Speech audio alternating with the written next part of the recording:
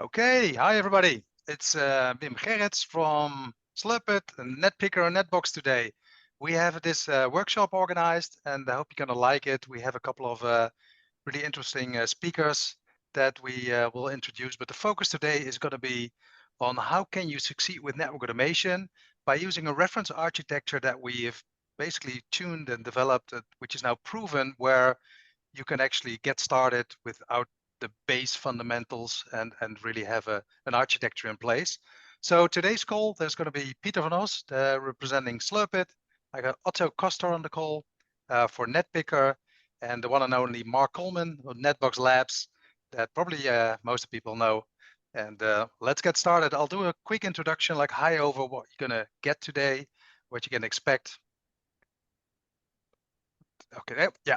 So first slide, what is it that we're trying to solve? Because everybody that wants to start with network automation has like the fundamental issue, like what is my network like? What do I have? So the first step, discovery, and that's what Slurpit is gonna resolve. And Peter's gonna show you this. How can you discover your network and get all of your data and also onboard this into NetBox? Because that's where you wanna have it for all your changes and maintenance of the changes going forward. Second step is you can have all the data in a central place, but you want to make sure like how good is my network. So you want to run tests to see whether you're compliant with hardening, with your design rules, maybe for CVE and vulnerabilities. So Otto's going to show the NetPicker application, but also how it integrates into NetBox, because that's the third part. If you want to automate and you want to drive changes in the network, in the end, you want to make sure that you're in sync with your intent and your production network. So you can close the loop by using NetPicker and the integrations with NetBox and Slurpit. And that is what we're going to show today. And this is the reference architecture. So Slurpit is doing the device discovery. It's going to parse the data. It's going to onboard that.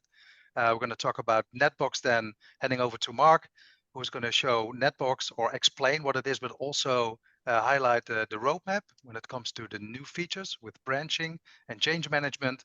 And then Otto is going to take over in the demo to actually show how you can use NetPicker to use the data from NetBox and the data from your network devices like configs and stuff to be able to stay in control of the intent and how you're going to do all this in a cool way. So as I said, Pieter will explain Slurpit. I'm not going to go over too much here. The integration, the onboarding into NetBox. And Mark, maybe you can already explain a little bit there because you're going to explain on the NetBox application and the new features there.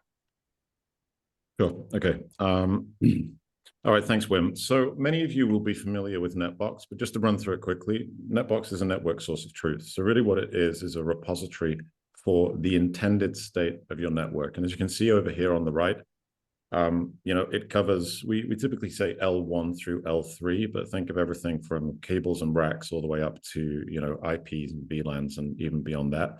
One of the things that NetBox is used for, as we're going to see here today with a few use cases, is to integrate into other systems. So we'll look at a reference architecture, a bit like the Slurpit and NetPicker reference architecture in a moment.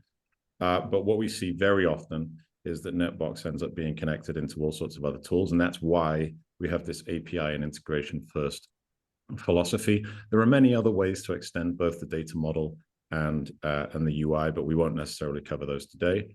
I think what I'd like to look at next is where we see NetBox being used, because that's directly relevant to the use cases we're going to be looking at. As Wim mentioned earlier, we're focusing on automation today, and automation is definitely a huge theme right now. But a lot of people that we speak to are still getting there.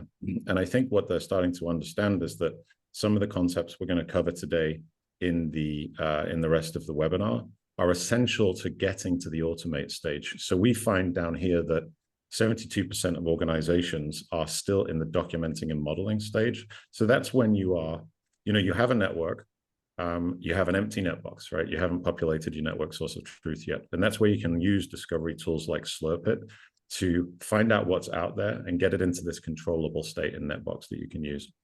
I'm going to skip over the modeling here, but once you have that view of what the network should be, it's then using tools like NetPicker and Slurpit to figure out, like Wim said, what is the difference between what I think is there and what's actually there. And when you've got that in place, you're in a really good state for doing automation, because what that now means is that you can move to this intent-based automation, which everyone's aiming for, where you can reflect your changes to the network in NetBox first, and then you can test those changes with tools like NetPicker before pushing them out and stay in control of the whole thing. Awesome, awesome. You want to touch upon this already as well, Mark? Yeah, I'll do it quickly. Yeah. Okay, so excitingly, we have a new feature called NetBox branching, which is out at the beginning of September with NetBox 4.1. Now, I apologize for the slightly ugly graphic here, but I think it makes the point. So up until now, all changes to NetBox had to go directly into the main data model, unless you've done some sort of genius like Pieter from Slurpit over here to come up with ways around that. We've introduced branching in NetBox 4.1, which is very similar to the type of branching that people will be used to in version control systems like Git, GitHub, etc. And what this really means is that I can create a separate copy or view of the NetBox data and go and work on that independently, and then, you know, compare my changes to what my colleagues are doing or whatever else is changing in NetBox, and then eventually merge it. So, you know, a perfect example of this is you've got Slurpit running every night to go and find out what's in your network. And obviously things are changing, right? Maybe naughty people are SSHing into devices and changing stuff that they shouldn't do, or maybe people are plugging things in that you didn't know about. Now the workflow, which we're enabling with NetBox branching, will make it so that you could, you know, in that story, wake up in the morning and find out that there's a branch that's being created for you by Slurpit, and you can see exactly what is the difference between what I thought my network was and what it actually is from last night, and then you can take remediative actions from there. Awesome. Sounds really exciting, Mark. Thanks a lot. Looking forward to that. I believe you're going to show a little bit by the end of the session after, I think after Otto, we believe. So yeah, we'll show a little sneak peek. Awesome. You want to touch on this one as well? I'll just touch on this one really quickly, yeah, because you already have your reference architecture. So we have our own NetBox labs, and actually they're pretty much the same thing. You know, really, if you look down here at the bottom, this intent-based automation that we've spoken about is really the idea that operations are always in control, but they express their intent for the network through a network source of truth like NetBox. So today we're going to look at Slurpit over on the left, where Slurpit is pulling observed state from the network and pushing it to operations, but in this case, by pushing it to NetBox. When we introduce branching, that's going to be a little bit easier. But also NetPicker opens up opportunities, as I mentioned earlier, on the other side, on the automate side. So if you decide you want to change the network, you can put that in NetBox, and NetPicker can do various smart things to tell you whether or not that's a good idea before you actually deploy it. So that's, you know, better uptime, less manual errors, and all the other good things that come with network automation. Awesome. Cool.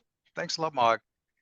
Let me touch upon this slide, but basically, yeah, move to the demo really quick. But I think the step thing is in the whole process of the workshop today. This is the piece what Otto is going to pick up with NetPicker. And just to highlight a few things, it's a Python-based framework to allow you to test basically a lot of things in your network by checking things against the configuration, against show commands, against data in NetBox, or API results that come back. So Otto's going to show you that, and hopefully the end result of today is that Otto's going to show you something like that where it's fully integrated. So I think that's the holy grail for today. We'll actually be building stuff, so it's going to be exciting. And so you'll see, you actually learn how this is being done. We'll go into the depths on showing and demonstrating the whole thing. So that's going to be exciting.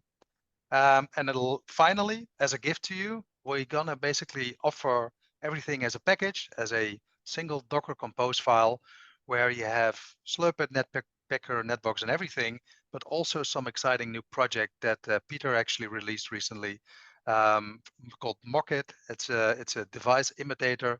You can use it instead of a physical lab, and it will actually imitate any kind of device. It's actually running 117 vendors under the hood, so you could actually just spin up this whole Docker container. You have a network, any kind of vendor. Still, maybe you need to populate a little bit of data to simulate all the commands that you want, but yeah, all the NetMiko commands are already in there and the vendors that are supported. So yeah, you have everything. And with that, I would like to hand over to Pieter. Yeah, sure. Let me share my screen. So Is everything clearly visible? Yep. Perfect. So in today's webinar, I will show you like how Slurpit is set up, what it can do, and what it actually is. So in essence, what it already says here on the website, Slurpit is a network inventory discovery tool. And what we did over the years is like we start to learn how to do automation, how to set up platforms. And with Slurpit, we wanted to do kind of start from scratch with a modern architecture. So we made like a containerized platform. So Slurpit itself exists out of 4 containers at the moment, which is a portal, which is the GUI and the API. And then there is this data warehouse in the middle, which is a NoSQL database where we can easily like store any kind of data in bulk, unstructured, doesn't really matter. And then at the bottom, we have 2 workers. One of them is the device finder, which you can just release into your network. It will start looking for actual network devices, and then it tries to discover them, adds them into the warehouse, and then from there on, the data collector is going to log in on those devices and try to get actually all the data collections from there. So this is how we separate them. We thought of including this because initially the idea was to only do data collection, but then it's the problem everybody has, like, okay, how do I get my devices in here? If you already have a brownfield netbox, for example, it's possible to synchronize them directly into Slurpit. But if you don't, and you start from scratch, or maybe you're still working from Excel sheets, you're looking for a way to get your brownfield network as quickly as possible in your source of truth and in Slurpit. And that's what the device finder is doing. And what's good to know is that this thing is fully free without any limitation. So if you are low in budget or something, you can just take the Slurpit instance and the device finder. It has no limitation, and you can just run it on your network. What's nice about a multi-service architecture is how we build it is that you can do horizontal scaling. So if you have a very large network, or maybe you have multiple domains where it's not possible that one data collector is be able to reach another part of your network, it's possible to separate them over the domains. And the only thing that's possible or needs to be possible is that they can actually connect to the warehouse. So this way, every domain in your network or different data centers or maybe entities over the world have their own finder and collector. They all connect to a warehouse, which is somewhere centrally. And from there on, you can connect to it by GUI or API. So you have one single pane of glass, sort to say. How does it look? Well, the first time when you log into Slurpit, you see this dashboard and there will some kind of wizard pop up, which will guide you through the application to set it up correctly. And as you see now, it says like, okay, we're almost ready. There are no devices in here yet. And this is where the device finder will kick in. So what we'll do is you can just click here on this table, and then you can edit manually if you want, or import them, CSV or API, or we use our device finder. So how's the device finder set up then? As you see here, there's already like an entry in it. And what you can do in here is you can specify separate IP addresses, you can separate ranges, you can define which SNMP version you're using, version 2, version 3. It's all in there.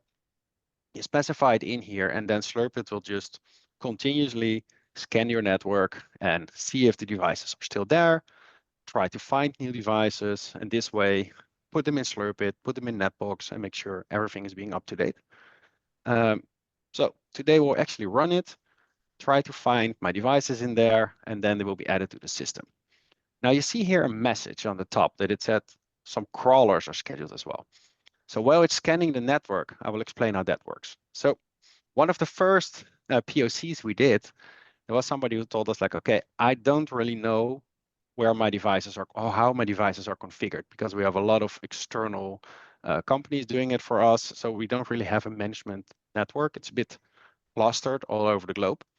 So what we did is we added a crawler in there. And what the crawler can do is the crawler can get data from the collected data entries and get the IP information from there, and then try to find kind of the next device in line.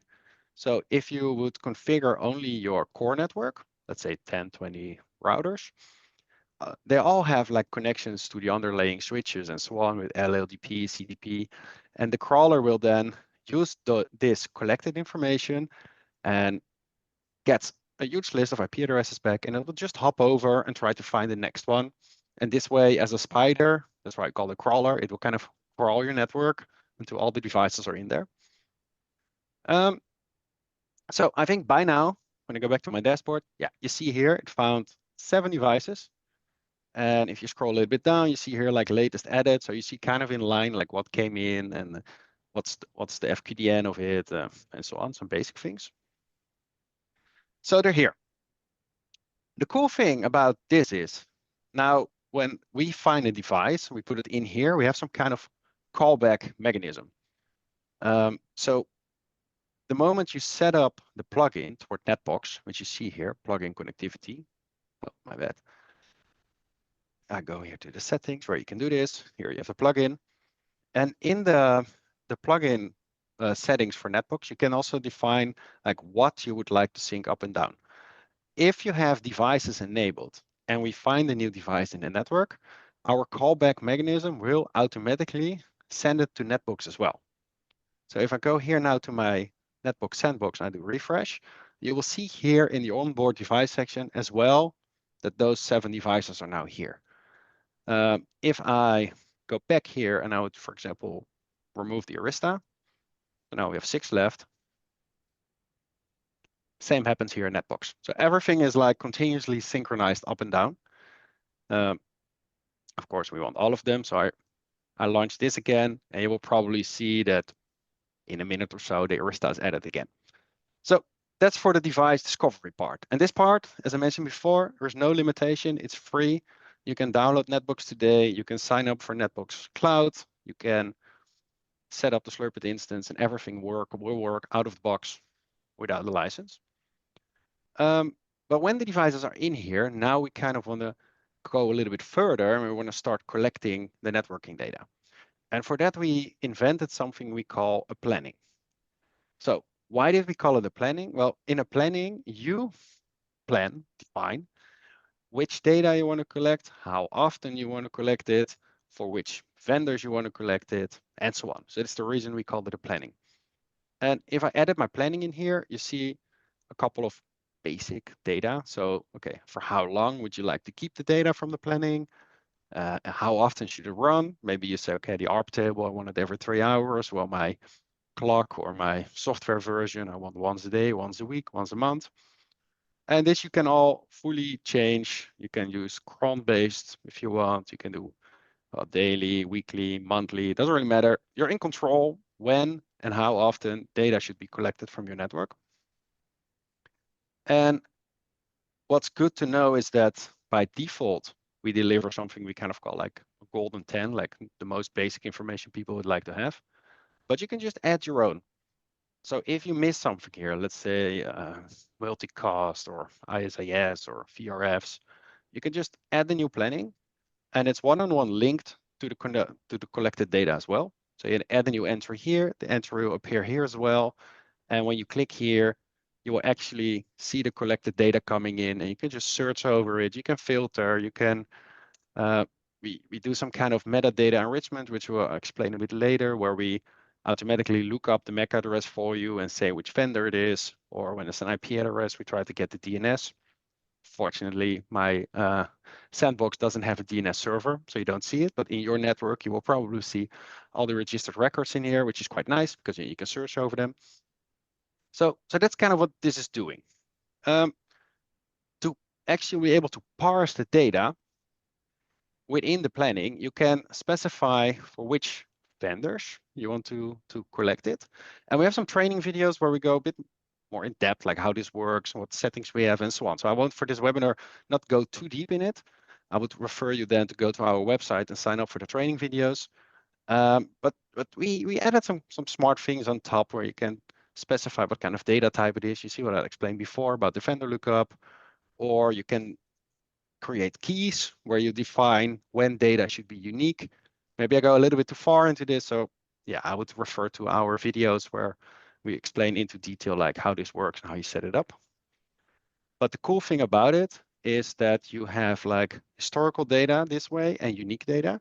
So with unique data, based on the keys you defined, you see like, okay, what's unique over time. But if I say historic data, I can also go back in time and I can really like trail what this device did. So if I would get, for example, this MAC address, or let's get this IP. It's not a good example because yeah, I resetted the sandbox for this demo, so I don't have data. Yeah, okay, all the data is from one run. But normally you would see every 3 hours you would see a collection in here, so you can actually follow the data collector in here as a trail as well. So you can see if a device moved over the network or if something was added and so on. All the data you can easily export, CSV, PDF. We have an SDK as well. So if you say, okay, I want to use Python data frames, or I want to integrate it with other solutions like monitoring solutions, you can easily script against it. It has an API, it has a Python SDK, it has a lot to integrate it with other solutions. So to say that, I want to show one more thing before I move over to the netbooks part, is that in the planning, what I showed you before, you can specify the commands, you can specify templates. And this is an important one. We use TextFSM. It's a parsing technology made by Google to transform unstructured configuration to structured configuration. And to show you a little bit like how that works, if I go, for example, to a Cisco, get an ARP table, you see here is an example of how this looks.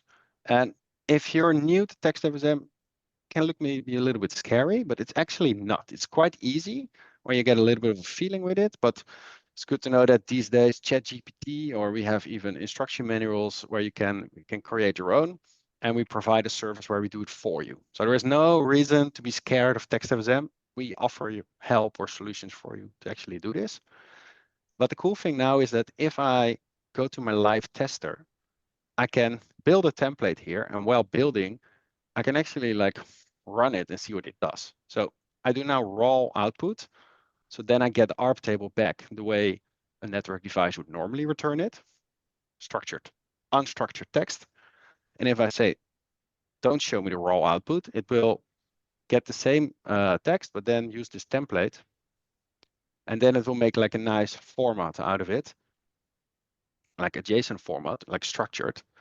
And this we use to combine the data into reports. So we can actually, for all your devices, doesn't matter which vendor, create like one report with ARP tables, routing tables, interfaces, and so on. And since we have this data now in here, now we go to the cool part. Now we can actually start filling your source of truth, like what Mark told before. Like, okay, if you have branching and you want to see, okay, what's actually in my network today compared to yesterday, that you can diff it and so on. This is what you can do. So I go now to NetBox part. And what we did is we created for NetBox a plugin, which you see here on the side, Slurpit. And when you set up the plugin the first time, there are a couple ways to do it. So we have push, pull, or both. With push, pull, or both, we can send data from Slurpit toward NetBox. This is useful when you use NetBox Cloud, because this way your cloud instance doesn't have to connect to the local network. Only the local Slurpit instance needs to be able to reach NetBox. But there is pull as well, where you get like little buttons, and if your NetBox Cloud instance has actually access to the network, you can just click on sync, it will get the data, and everything lands in NetBox this way. So I go to my onboard devices, and new devices get in here, and Slurpit will only touch devices which are onboarded. So if you say, okay, I have a certain very sensitive part of the network and I don't want Slurpit to touch it, you don't onboard those in NetBox. And if you say, okay, I don't care, I want everything in it, well, we can just grab a couple and click on onboard. I can add some extra information which you can store in NetBox, which I don't have in Slurpit, like which rack, which location, which region, positions, a description, for example, by Slurpit, airflows, some basic stuff. And we do apply. Now the device is onboarded. Slurpit knows, okay, this is the moment where we can actually start doing something. And what's cool is that the moment the device is onboarded and I enter it here in that box, we created an extra tab as well, which we call Slurpit. And from this tab, it's possible to get the live planning data. So what I showed you before, that we had a planning and you had like the collected data or you could search over. Now for this device, I can now just ask here like, okay, give me the ARP table or give me the MAC addresses. And this is now this is data that comes live from Slurpit, which is being shown here. So this way you have a way actually to see certain data live quickly. So that's some basic things. And now this is in here, we actually want to start filling the actual NetBox models because we have here an interface overview, which is the interface that Slurpit knows this device has. But if I go to the NetBox tab, those interfaces don't exist yet.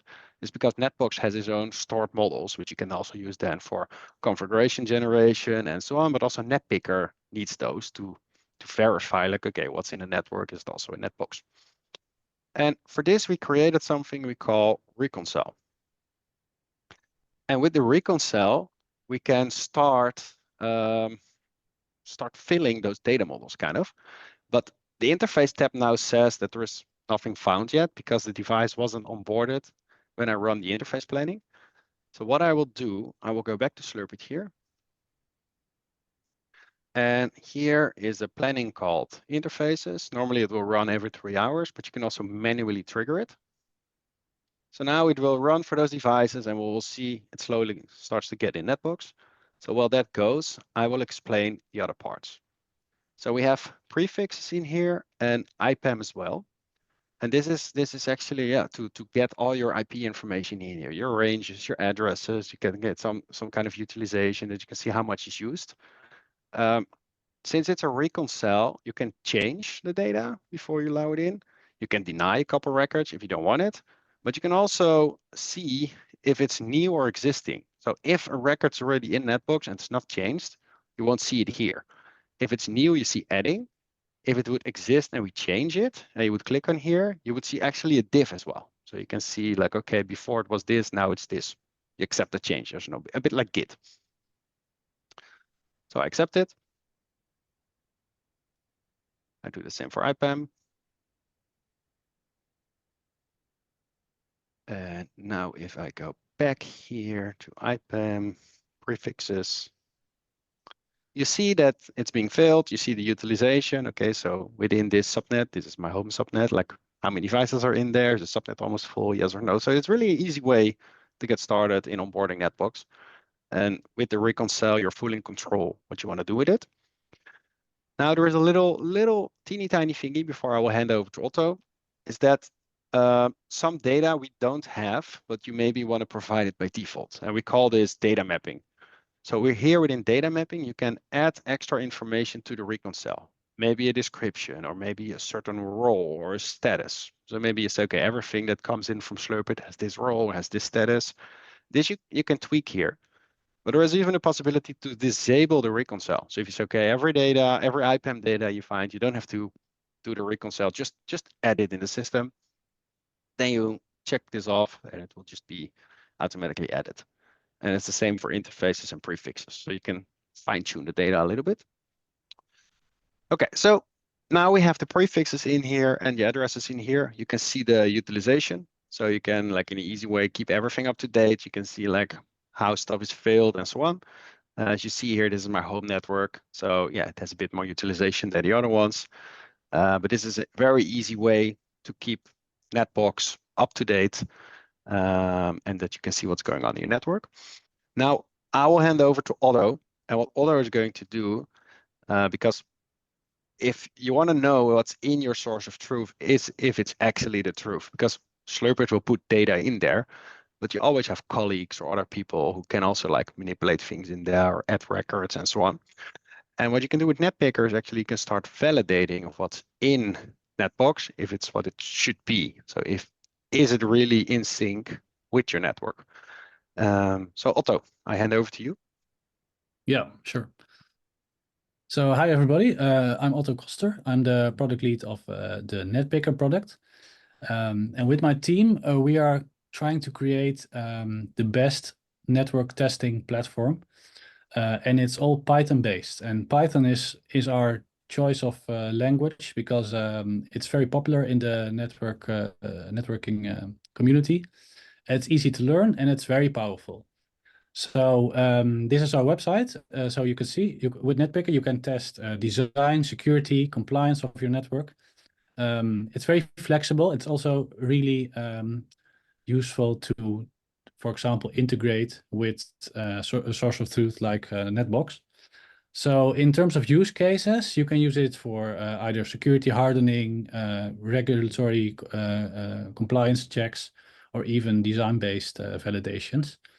And like I said, we have a Python testing platform. So that means that you have the freedom to use your own existing Python scripts that you might have laying around to integrate in the compliance checks. But no problem if you are not that familiar with Python, then we also provide in the UI a way to write a test. And we call that a simple test. Under the hood is actually also a Python unit test, but we try to make it as easy as possible to get started with compliance testing. So that's why we provide a UI-based way where you can just, for example, use the output of a show command and then do simple text matches or regular expressions. And the great functionality about NetPicker is that it provides a way to debug your test against a live device and then in this way make the writing of a test easier. So another way to make writing a test easier is to use our NetPicker network test creator, which is a custom ChatGPT prompt, which uses our documentation from our website to write a correct test for you. And I will show you that a little bit later on. So if you're just starting out with Python or just want a little bit help, it speeds up your workflow quite a lot. So NetPicker comes out of the box with a library for sys hardening for Cisco and some example CVE tests that you can use to get an impression on how to write a test for a vulnerability check. So what I would like to show you here is the application itself. It uses our sandbox environments, which is something that you can try out on our website. Or if you use the gift that we send out after you've watched this webinar, then you can also use the standalone version. And like Slurpit, we offer a free version, which can make unlimited backups of all your devices. And it can run tests for 10 devices. So it's very good starting point for your lab environment to see how it works. It all starts, of course, with a device list. And I'm using this environment, so I've already got my devices in here. But if you don't have that yet, you can add devices in multiple ways, either manually, import them from NetBox, Slurpit, or another system via CSV import. That works pretty easy. I will show you the import from NetBox, for example. So this is my endpoint that I'm using here, which is another sandbox instance of NetBox with some devices already in here. I put in my API key and it will show you that it found 4 devices and you have to provide the mapping here. So we need, of course, an IP address to connect to, and we need the platform. So I've already done that. So I will, once you have a device in here, let me find a Cisco iOS device. You will see here that it has some properties.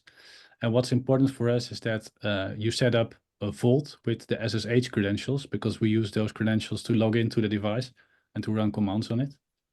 And you can set up a vault using this screen where you can set up multiple vaults, and then each device needs to have a reference to a vault. So once you've got that set up, you can test out the connection with this CLI functionality. For example, you can run show command. I'm just running show version right now. So it actually connects to your device in the network on the SSH port, and then it runs that command, and it should return some output back. So you see here, it's a Cisco iOS device. So my connection is fine. And then the next step that NetPicker is going to do is to make a config backup of your devices. You can find those backups here in this section. And if I go to this iOS device again, you will see the backups here. And the good part about this is that it's very space efficient. So we use under the hood a Git repository. And for those who don't know, Git, it's a version control system, which stores the original status once, and then it stores all the diffs on top of that. And it's very well known in the industry, so it's very reliable. It's also a really good way to compare differences between like earlier versions of your config. But if you just want to see one config, then you can click it and you can here see the plain text output. And next to the config backup, we also back up all the show commands that are used in the tests. So since NetPicker comes out of the box with a lot of included tests, you see here a lot of show commands. And for example, here you see show CDP neighbors. And not everything is filled, by the way, because we are using a lab device here. But when there is a supported command, you see the output here. And this is an interesting one, show interfaces, because I'm going to show you that later on in a test, how this output is compared against the status in NetBox. Once you have the backup set up and every device has a config backed up, you can move on to the policy section. And this is where we group the Python unit tests into folders called policies. And for this webinar, I'm going to show you the NetBox integration. Oh, wait, let's actually just show you a sys test as an example.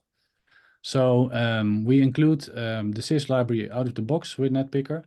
This contains a lot of rules that are coming from the Cisco website, and they are actually the hardening guidelines from Cisco itself to make your device more secure. So we converted all those guidelines into NetPicker tests. And for example, if I open one here, so here it uses the output of the show CDP command to make sure that CDP is not enabled, is present. And this is an example of a simple test where you can see it's fully UI based. On the left here, you can select the device and you can run this command against that device and compare the output. But we know from experience that at some point you're gonna run into the limitations of these simple tests. Like sometimes you really need to put in more logic in order to make sure that you check what you want. So for that, we provide this Python test, and these are tests. It's just a code editor that we provide for that with a special decorator, this is called. So this is the part that explains to NetPicker like what the priority of or the severity of a test is. So we have 3 severity levels, low, medium, and high. And this is used to prioritize the results. And for each test, you can specify either a platform or leave it empty, then it will run on all your devices. And you can specify also the show commands that need to be backed up, what you just saw with the config backups. So this is a pretty simple test. It just asserts that this text is present in a configuration. And if I run this, it's maybe nice to show, maybe make this a little bit bigger. It will check if this text is appearing in the configuration. And if it doesn't, it will provide a ref, which is a reference to the Cisco website, including a remediation step. So what you need to do in order to make this device compliant. For each of the rules, you can see the results here. So this is an overview of all the rules in this policy matched with the device. And then you see for some of the rules, the device is compliant. And if it's not compliant, you can click this. You'll find a reference to the Cisco website with some explanation on how to fix it. And this can be viewed in multiple ways. I will come to that a little bit later in the report section. But first, I want to show you the NetBox integration test. So this is also coming out of the box with NetPicker. This is pretty advanced test, so bear with me. This is actually gonna connect to the NetBox instance that I have running over here. Let me show this. So this is the same NetBox instance that Pieter just onboarded some devices in here. So let me refresh. So you see a Cisco device in here. And this Cisco device is imported from Slurpit. It has one interface, port channel 1, which is enabled. So what this test actually does is it connects to NetBox. It loops through all your devices in NetBox. And then if a device is found, then it finds all the interfaces. And then it compares the interface status with the actual output of the device itself. So for all of the devices, it runs the show interfaces command, and then it compares the status with the status in NetBox. And if it's the same, then it will be compliant. And if there's a status mismatch, it will indicate that. So let me debug this test for the Cisco iOS device. So it now actually says status mismatch and then the interface name. So in NetBox is disabled. And if we do it via the CLI, then it comes back as enabled. So yeah, this is a really easy way to make sure you have no rogue engineers in your network changing stuff that you don't want. I ran this test before for all my devices. And for a lot of them, you can see like device was not found in the NetBox because we didn't onboard it. But for the Cisco iOS device, you see here, it's successful, so it's compliant. And then for the Juniper device, there's indeed like a status mismatch. So in NetBox, it says that there's a management 1 interface, which is enabled. But from the CLI response, that is unknown. There's no management 1 interface. And if I look at the Junos device in here, you see here, there's a management 1, which is enabled. So yeah, this is a great example of I think how you can use the NetBox integration with the NetPicker integration with NetBox to make sure that your devices are in line with the source of truth. Well, Otto, and you can do this for a whole range of devices, like all hundreds of interfaces. Yeah. The one thing that you have to note with that is that, of course, I'm now running show interfaces, which is a supported command by Juniper and Cisco. But if you have different vendors that use different commands, then you have to set it up, like that. Different rules as well. Yeah. You can do it different rules. You can even do it in the same rule and just compare the platform of your device. So it's up to you. I think this is also maybe a nice way to show you the reports. If I look at the policy and I select my integrations policy, and enable all the options. So you see here, it ran for all my devices. My Cisco iOS device is compliant. All the other ones are not. And since I've put up a medium severity for this test, you see all these orange boxes here. So this is an overview of all your devices against all your rules that you've selected. And if you click one of these... But Otto, can I ask you, I mean, the Cisco was not compliant, we just said. It was just a debugging. It didn't actually run yet. During the test, it was non-compliant, but it was not saved. So this was production run. Okay, I ran this earlier already. So yeah, the Cisco was compliant. So if I would run... Yeah, sorry, go ahead. If I would run this, the rules again, or the policies, then yeah, it takes a couple of minutes, but then it would show as not compliant. Okay, that's what I wanted to understand. So the debugging is not doing actually anything at all application unless you save it or run all the policies again. Yeah, that's maybe good to mention indeed. Like everything you do here in this screen, the debugging is not saved anywhere. It's just for yourself while writing a test. That's why it's called debug. And if you're happy with that, you just save the test and you click run rules here and it will run on all your devices. Yeah. Awesome.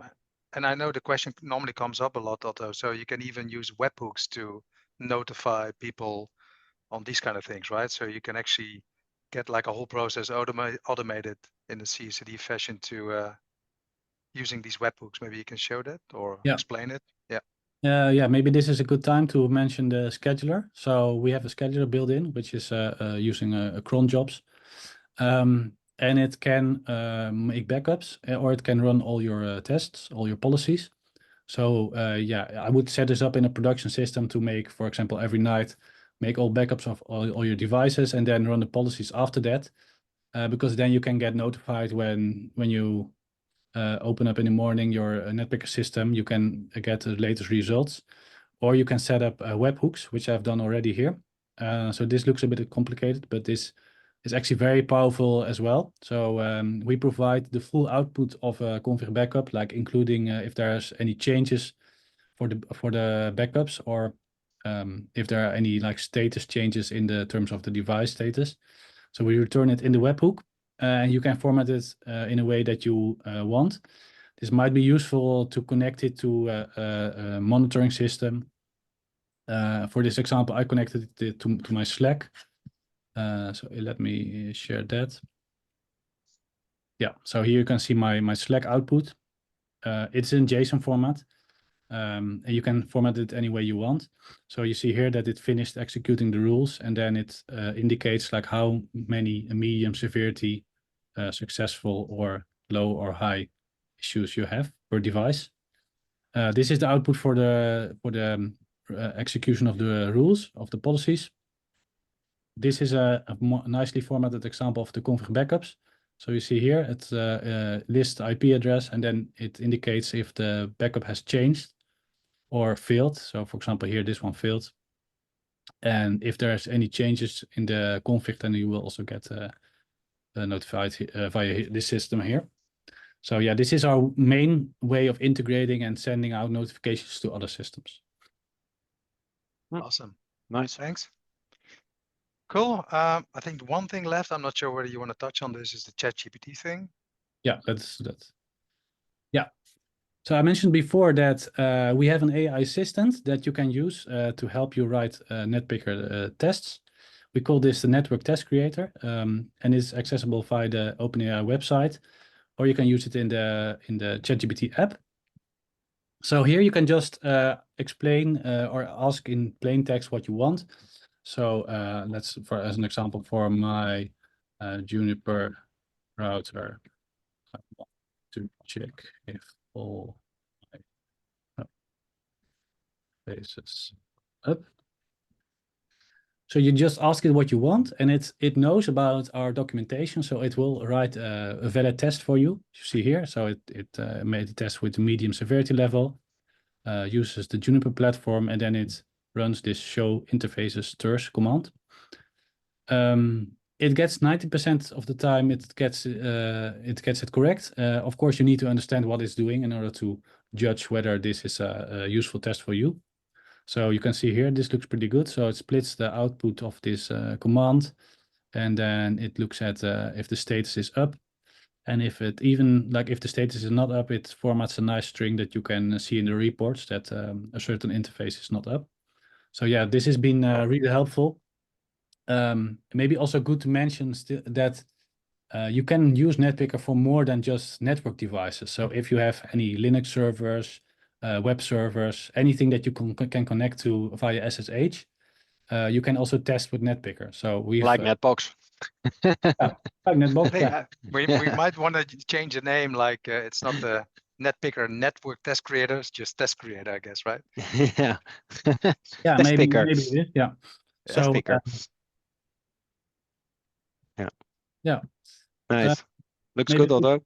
good to mention last, like I already mentioned, we have a free for life version that includes unlimited backups and testing for 10 devices. So this is really useful if you want to get started with NetPicker. Yeah, maybe to complement that, Otto, so Slurpit has also a free version that allows you to unlimited free scan and have devices found in your network that you can import here into NetPicker. So with both free versions, the basis is covered for finding devices, uploading devices, and then backing up devices. And then the rest of the application functionality for both Slurpit and NetPicker, you can actually already test for 10 devices. That's basically it. Yeah. All right, cool. I think we want to end up with some really cool new stuff that NetBox is doing. Like in Slurpit, we were using the plugin so far that Pieter has shown. And I think, Mark, there's a new functionality coming out with branching where I think anybody can push data into your, I think, diode, that's what you call it, and branch things for even better change management control. So with that, I'd like to hand over to you. Yeah, that's right. So we've been really excited about this feature. You know, actually, before we get to my feature, that ChatGPT thing is extremely cool. I don't know whether I don't know what I'm looking forward to more, Grand Theft Auto 6 or ChatGPT 5, but I guess it's going to get a lot better than 90% over time. You know, as you already see, right, there's lots and lots of systems interacting with NetBox, and you know, in a production environment, it can be many, many more systems trying to write in, trying to read out, also lots of people interacting with it as well. And you know, there are existing things like statuses that you can use in NetBox, but they're not really good enough, right? The chance of somebody stepping on somebody else's toes or editing data that somebody else needs to read or that an automated process is looking at is very high. So, you know, it takes too much discipline. And, you know, in this case, it takes too much work. Like the Slurpit guys, especially Pieter, has just done a ton of, you know, really smart work to make that workflow happen as you see it today. But we think we can take some of that work away for anybody who's integrating with NetBox, who's trying to write data in and read data out. So because of that, we've created 2 new features. I'm just going to talk about one of them today, but it's a family called branching and change management. And it's a little bit like Git and pull requests for NetBox. And what it will allow people to do is to interact with NetBox at scale, whether it's a human clicking around and reading stuff, or whether it's a process doing that, with much more safety, right? Because you're working on a separate version of the data that you have just for you, that you can compare to everybody else's work, and then you can merge it back in, and you can sync, and you can rebase, and all of these things that people are used to if they've used version control systems like Git before. So I'm going to give you a much less fancy demo than the 2 you just saw, but just to give you a little teaser of what this looks like. You'll see a NetBox interface here, right? You should be familiar with this, but there's something different about it. When you've got branching installed, which is available in NetBox 4.1, so that'll be out September, first week of September, so in days at this point. Now we have a branch selector. So I've set up a little, this isn't a real thing. We've still got to get this working with Slurpit, but you can imagine something like this, where you wake up in the morning and you've got your data in NetBox and you're like, well, that's kind of interesting. I've got a new branch here. And this new branch is called Slurpit Discovery Run 0001. So let's go and have a look at what's in there. If I can get my mouse to work. There we go. And what we can see is that some changes have been made in this branch, right? So before you saw this interface where you could do all sorts of fancy stuff around enriching the data and deciding which bits go into NetBox and which bits you want to hold back from the Slurpit discovery runs. A lot of that functionality will still exist because, of course, Slurpit is opinionated about how it does this and it adds a lot of value on top. But this underlying capability now means that you can write things into a branch and then go and have a look at what's the difference. So let's say we ran this discovery run last night. And it's put the difference in here. And the difference is somebody has updated the status on our Amsterdam site object, right? And we can see that there's a conflict here. So it's starting to give you information. You can wake up with your morning coffee and say, well, how's my network changed while I've been asleep? Work through these and decide, oh, is it a problem in the network? Is it a problem in NetBox? So that's just one specific use case. And we expect that branches will become one of those plugins that everybody installs. Like this will become the default way to interact with NetBox. And there are many other use cases coming up, but I just want to say thank you to the Slurpit and NetPicker team for letting me come and show this off today, because it's something we've been working on really hard and we're really proud of it. Awesome. Looks exciting, Mark. So does this mean, Mark, that the reconcile thing I showed would be moved toward the branching plugin? I think there's 2 answers there. I think probably, you know, branching is like a fundamental part of the puzzle, right? You would write it into there so that you have a separation in the data model and you don't have to do much as much magic in the plugin. I think there's also, you know, diode, which we don't really have time to cover today, but that could really help with figuring out what's the difference between what Slurpit is seeing and what NetBox is seeing. So we could just tell the user about those parts.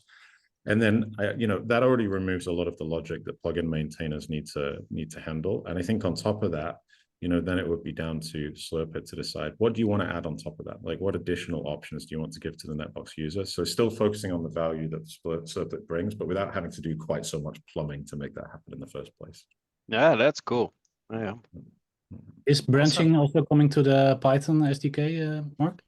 Yes. So we're going to get GA out first week of September. And then PyNetBox gets updated after that. And then once that's updated, it kind of fans out because it also updates like NetBox Nornia and the Ansible collection and all sorts of other things. So that's like next big goal is to get it added to PyNetBox. All right. Wow, that's huge. That's cool. That's all exciting. Cool. Guys, we're on time as well. I think we have to sort of wrap up. Anything urgent that we missed that you guys feel like, hey, I should have mentioned this? So I've showed our own code editor before, but since we're working with Python and a lot of people like to use their own editing environment, I will show you here how you can clone the rules repository and then use it on your own editor. So you find a clone button here, which is just a git clone command with a link. And I already did that in my own editing environment. So I'm using Cursor here, which is VS Code Advanced. And you can see here, this is actually the same folders that I've shown here in the NetPicker UI are also folders in my Git repository. So here's my netbox test. And this is really helpful because you can use your own code completion. You can also use your own linting plugins in your own editing environment. So just what you have to do here to make an edit is just save it and then commit it to your remote, and it will end up in NetPicker. And it's also a really easy way to, if you have an external Git repository that you're using for your company, for example, in Azure DevOps, GitHub, GitLab, you can set up your own scripts here in this environment to make sure that you're syncing the tests or the config backups, because those are also in a Git repository, back to your enterprise version control environment. Nice. Awesome. Really cool. Okay. Thanks, guys. I think this wraps up basically today's workshop or session. I want to first thank you, the three of you. You've done an amazing job explaining this. It's always highly technical, but I think you did really well. So compliments for that. I hope everybody listening and viewing this is also as excited as we are. And to make your life easier, we basically packaged all the applications that you saw today, as well as the new sort of device simulator project that Pieter created called Mockit, in one Docker container or in one Docker Compose file, which we're gonna basically make available to anybody that signed up for this workshop. So you'll be able to spin up basically a whole environment with a simulated network with hundreds of example devices. You can start running your process with Slurpit, onboarding NetBox, using everything you've seen with NetPicker out of the gate. It should be really a minute thing, or let's say half an hour thing, while setting this all up. So I think that's amazing. And with that, I would like to finish this call. Thanks everybody, and wish you a great day.